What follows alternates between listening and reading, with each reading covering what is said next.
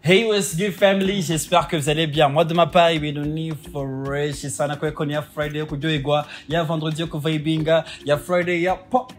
So là-bas hanging out, kabuzz for it. That's my name. It's another fresh Friday. Ya vendredi ni tuma wiga ukamenyo mono deep. Ya vendredi ni tuma wewe uja mu bihe bimeze fresh sana. Uyu munsi numva nyoyewe cyane kubera yuko kubahuza ari babiri ni ikintu cy'amateka. Kubahuza ari babiri ni uko mba mujije industry ya 257. Bano bantu ndashaka kubwira yuko batanguye muziki wabo since day one, batanguye muziki wabo kuva bakiri wabo kugatumba mugabo baje Bujumbura icyabahujije ni quartier yitwa Nyakabiga ni B-Fac hamwe na Double J. Ndakubwira yuko hari le 27 septembre 2016 aho basohora igikorwa cyabo bari kumwe cyambere indirimbo yitwa Sisomeki. Muri iyo ndirimbo hari akajambo Double J avuga ati wambiye B-Fac akabwira ati wambiye kama Sisomeki for real hawasomeki. Bano bantu ndashaka kubwira yuko right now indoto zabo zimwe zaragiye kugiye kubera yuko ndashaka kubwira yuko aba brand ambassador ba Muziki. Ndashaka kubwira yuko bose babiri bamaze gutahukana award ya Isanganiro award. Ndashaka kubwira kandi yuko bose babiri bamaze gufata rute mu kirere baje guserukira igihugu cyacu Burundi biciye mu kazi kabo ko kuririmba. So my people right now bafise a brand new hit song. Ninje modoka ya bama lifti bako barayivibing ubona yuko bafise chemistry bafise na energy meze fresh sana. Ni indirimbo yitwa Fiona. Ngiye kuri account ya B-Fac ukandika B-Fac official. First of all kora subscribe hama umvirize iyo ndirimbo yitwa Fiona. My people ni vibe, ifise energy, ifise n'amajambo y'urukundo ngene ameze fresh sana. Ladies and gents mu vyubahiro vyanyu tubakirana karuru kenshi B-Fac. Reka tugire su forme ndagwamagaye kuri stage sivyo amatso yo kuri stage siko twakirana karuru kenshi B-Fac on the flow. Nikisema B-Fac mnasema on the flow. B-Fac kuja ku stage twakirana karuru B-Fac kuja. Hey, it's a big man thing. Yeah. Pull up on the corner, man, a swing. Hey. Why them I wonder how me do? So I tell them man a king. Jump to the scene, make you bounce it. Hey. Since I'm living good, yes me good. Bad man a good. Want to the rhythm make you dance how we should. Free bad man on the groove, on the roof. Bag along to you need crazy song. I want to say big up on yourself. Yo. Yes, sir. Reka twakirana karuru kenshi the one and only JJ all the way from GTG, all the way from Billy Money Boy, Double J. Twakira kuri stage double. Hey. Let's go. Let's go. Tambuka zunguza bam bam bam. Aribo. Imyaka ndenaya. Sijijinye na hindura so crazy. Aribo. Awajamo wafushani. 1, 2, 3, let's go. When you want your waist. My hipe. Unhamutu ite. Aribo. When you want your waist. One, two, let's go. Baby, what can I do? You be my queen. But boy, wanna be right there. Yeah. Would you kiss me so deep? Say what? Baby, what can I do? Aribo. Would you be my One, queen? 2, 3. Let's go. Would you take me Say so 1, deep? 2. Chokoza baby, chokoza basi, chokoza. For you gentle quay, pivindi jana. Chokoza baby. Yeah man, it's My Double J brothers, once again. Wagwan, cheers. You're big up on yourself. Cheers. Ariko ndore ku maciyazo umuntu usanga avuga amave yifuza sivyo jerekana nguri mwe wese aza kuvuga value. Cheers for more success. Cheers for more money.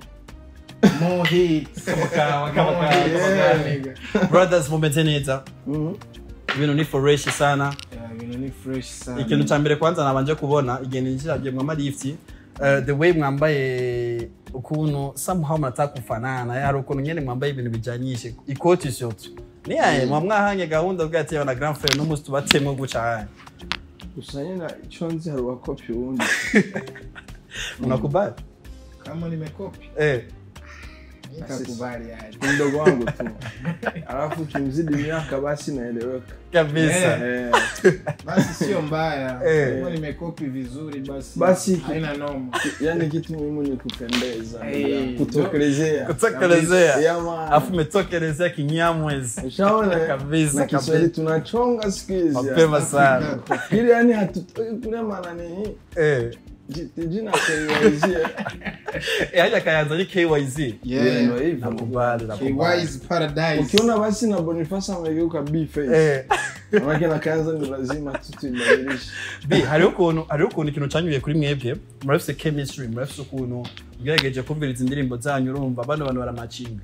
Hari indirimbo ushobora kumva ari featuring mugabo kumva bano bantu ni contract nyinshi sivyo mugabo mwebwe hariho chemistry. Ikintu nifuza kumenya iyo umuntu wese akaraza mu muziki arafise ukuntu agerageza abantu batawure ko umusanyi sivyo kuri wewe B-Fac ugitangura kuza mu muziki ama aka yawe widondora gute mu bantu kugira tugutahure yuko nini B-Fac ubibona nari bimeze gute muri kigiye cya kera ndashaka nkubwire yuko nta namwe nigeze ni present vangu nitwa B-Fac kuva ntango umuziki gushika no munsi atari kuri televiziyo cyangwa kuri radio cyangwa kuri stage nta hantu namwe nigera mvuga ngo nitwa B-Fac ku muntu atari interesse na jewe atazi ivy'imiziki ye bija ntazi yuko anzi nuko atanzi ni present vangu nitwa Boniface.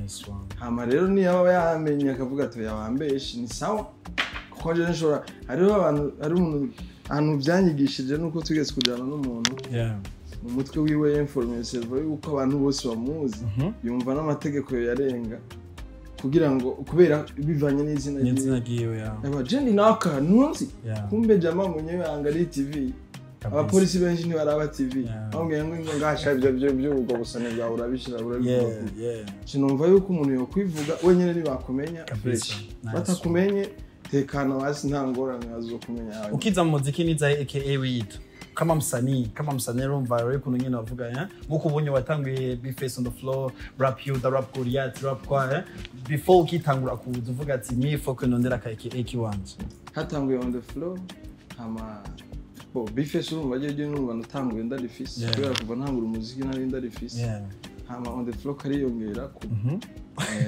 buke numva ngo rap you the rap commando sinamenya n'ingene bije kubera ama movie menshi turaba abantu baba bakazi nyine uvuga ati okay na rap yanje kazi nki kabisa nka banda cyane ya commando ukapiga tu rap commando tena nilikuwa mkali kweli unajua ni kichana vesi kabisa abantu baravuga ati shaka gahungu burya naho kava ruguru wallahi kararenze arafa ro kuntu wa mixing verses zawe mu Kirundi no mu Giswahili byose twarumva ari kumengo wagaze fresh umuntu nuwo kwimenyereza ibintu by'indimi nice one JJ GT byari bimeze gute ukuna double J once again kuja ngene canke wari ufite indeke AIDS wawe before uja toboa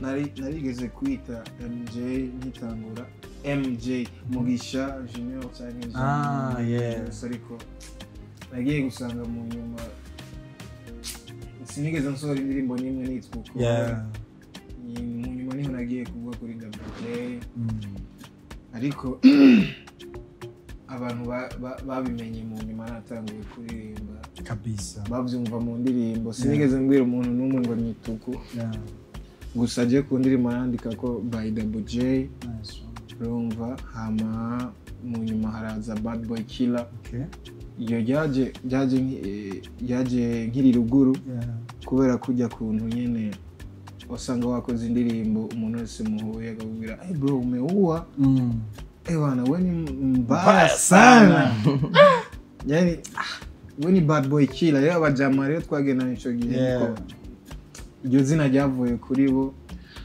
nandi ndavuga ati ntacyo bitwaye ko atari mu ntumbero mbi ko atari izina ribi nyene umuntu uri musigurira aratahura ibyo ari byo kabisa rero the Bad Boy Killer once again naryo ryaje inkozi indirimbo ari ukuntu ukora indirimbo ushaka kubabwira abantu ko kugira kandi mimi nafanya narudi rero bacha baratangura kuza bararimhamagara dufata nk'abakozi bo mu nzu cyane usanga badufana cyane batazi batazi n'indimi cyane kabisa mugabo rero kujya kuntu yumva wewe ugira introduction yawe nyine muhuye abayumva yo guhamagara kujya nyene rero Double J once again nyene abantu baratanguye kubimpamagara n'abana batoyi batazi nico bisigura nyene ndavuga ati ntacyo bitwaye kagiye ko fresh historia waruizi y'amazina yo kuntu yagiye araza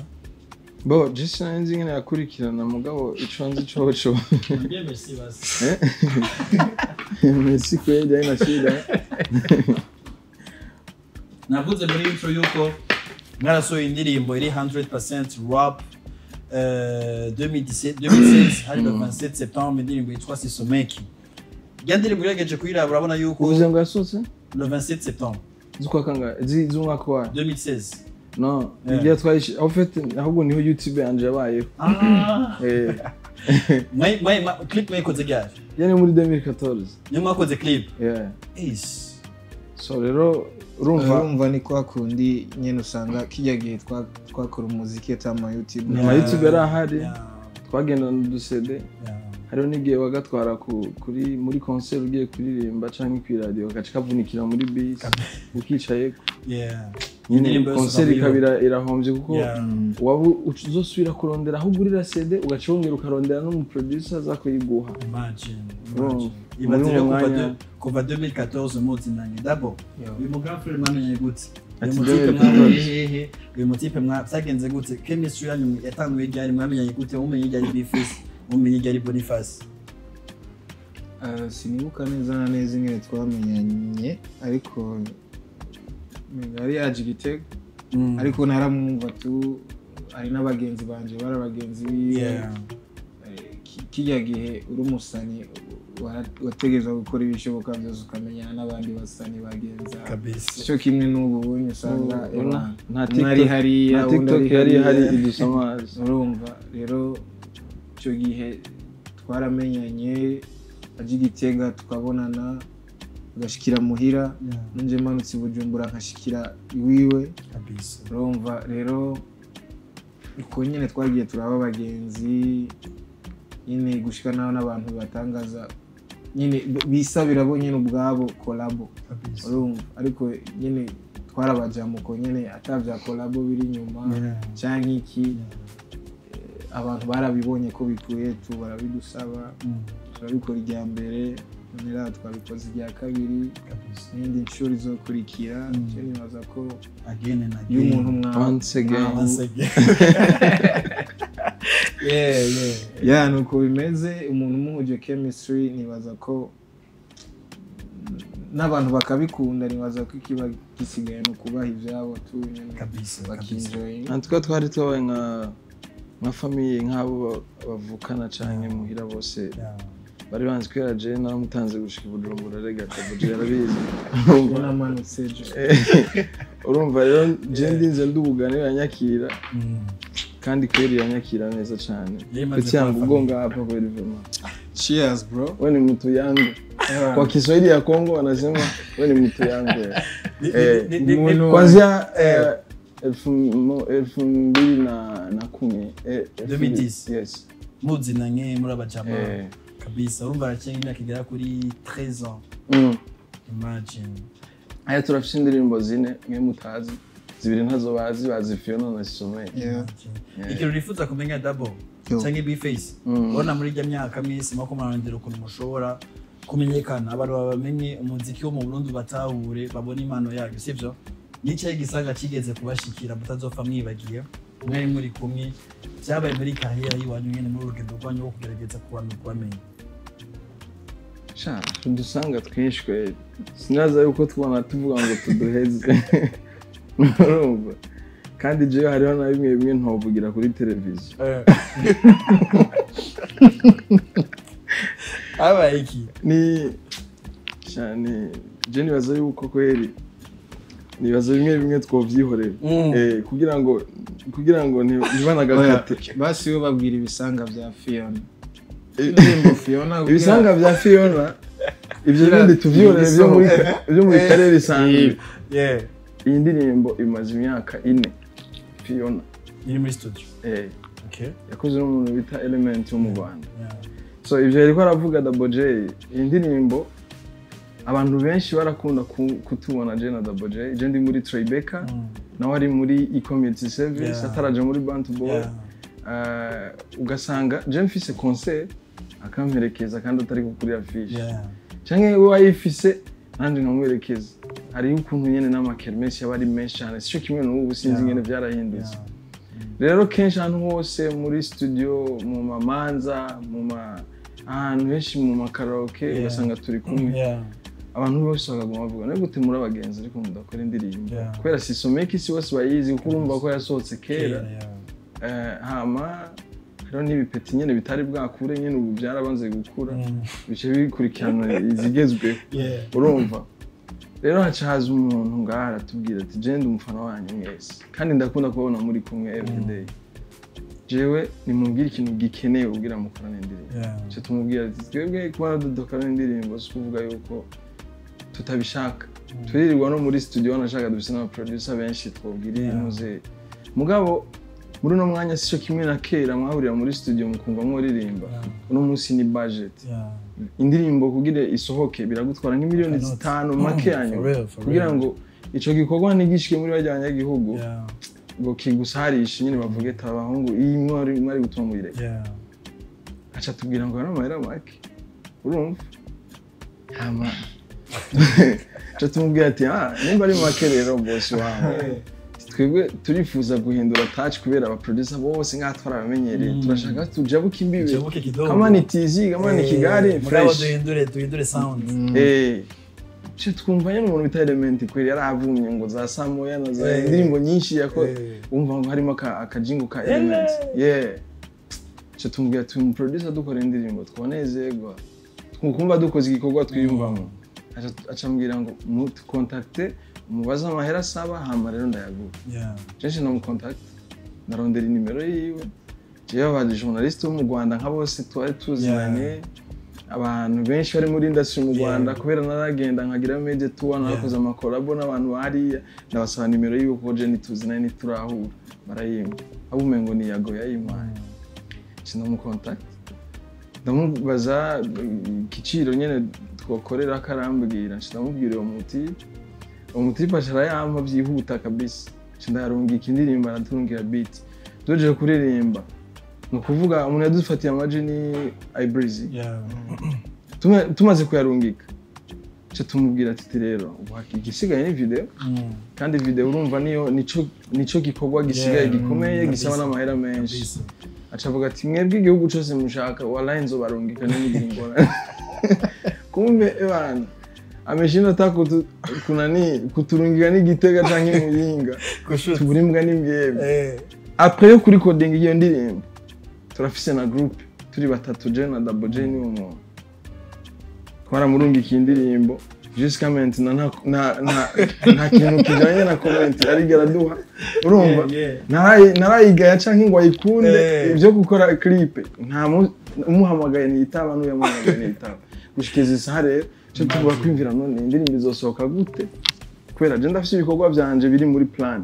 uyafise ivyo biri muri plan ari muri Bantu Boy ari muri label je ndigenga ko naravuye muri Tribeca ngabo tukimvira ibintu tubivamo gute ngoma indirimbo iragira ibibazo uko tubipanze twaronze nk'amafaranga ugasanga haguyemo izindi programme zituma bipfa tugera turabiheba uko nyene mpaka iratibirashikana iyo myaka yose so yo mutipe n'ubu nta reaction turabona mugabo uko biri kose kandi duhora duhura manu ko akubwira ati oya kwe ngira ngo ararindiriye kazovume nyene kujya nyene so iriya video wabonye dushimire kiri kuna dramatic iriya yari plan B kabisa n'ahandi ho ibindi byose kweri ntabwo byari cyo kintu kijanye na dramatic hamwe na kiri ku badman rero turoza kwigaruka kubera yuko ni content ikomeye bagira mwakoresheje n'abantu bakomeye muri industry yacu n'abantu bageze ku yindi level mugabo ubu braza ari kuletea chocolat kutoka Australia ana kulina generate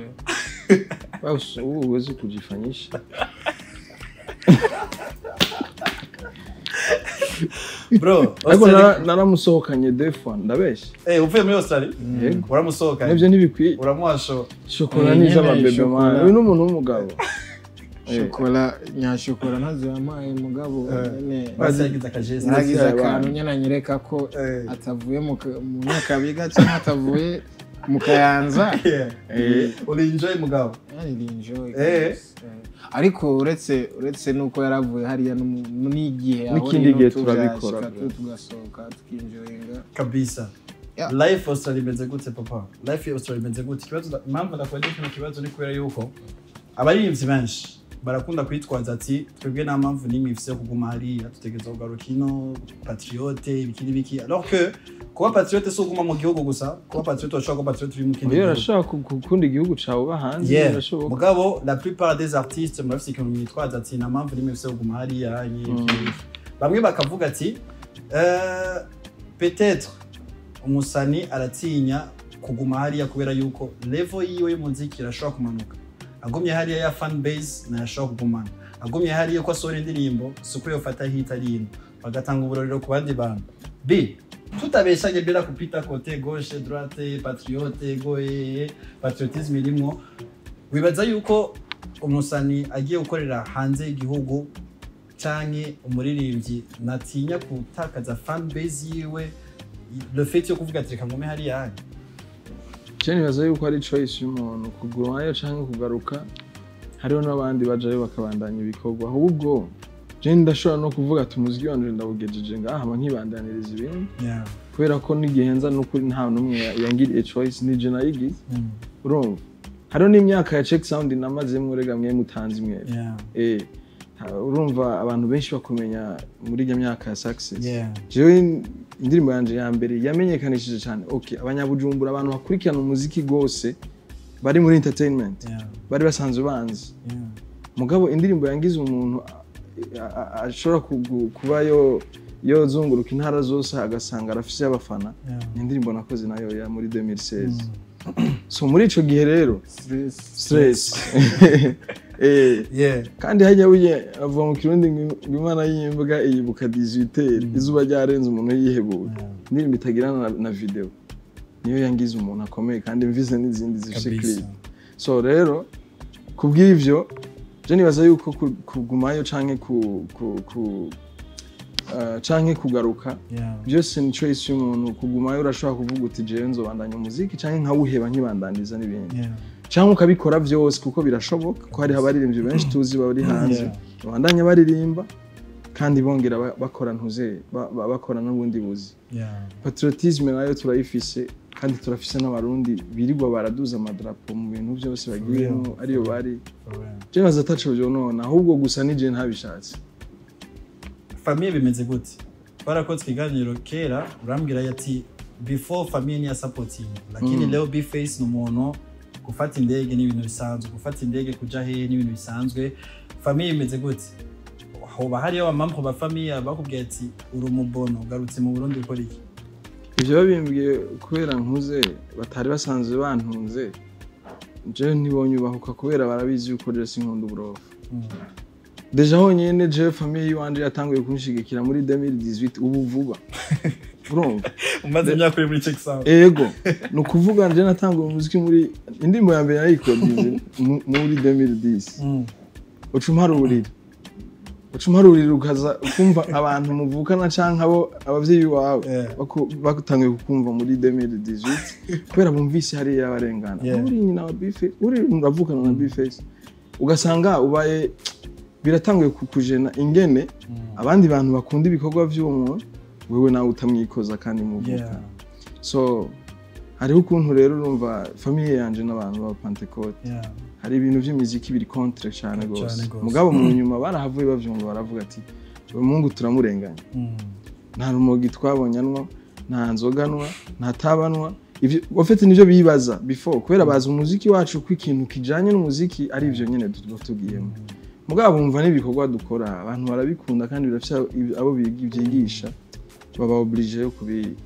yo kuba abafana bandi je ubu barambaza bose ati uzosora indirimbo ryari nkiyo n'imigisha urumva kandi baramaze kubona ko umuziki wanje untunze nabone bagashikirwa so sinibaza yuko vraiment ubu bose kabisa bihagaze neza kuba naragarutse naho kumba abafana nibo bazanye polemique bakufata famille yo yara blessed avuga ati shaka bose vraiment ni bon barashobora no guhamagara kabisa bakambwira ati twe twabonye gufise ikiganiro cyangwa ufise concert kwere ufise n'urugendo Imana izokuja imbere umva baranabisengera so ivyo bindi kabisa kuba naragarutse ngaha ntibonduga ko kubera barazi yuko si bwa mbere ngiye hanze maze kuja mu bihugu bitandukanye byinshi kabisa kandi naragarutse urumva nivyo batangaza nice one double from GTG Raja BJ uca ma labels akomeye hit song back to back brand ambassador of music batahukana award isanganiro awards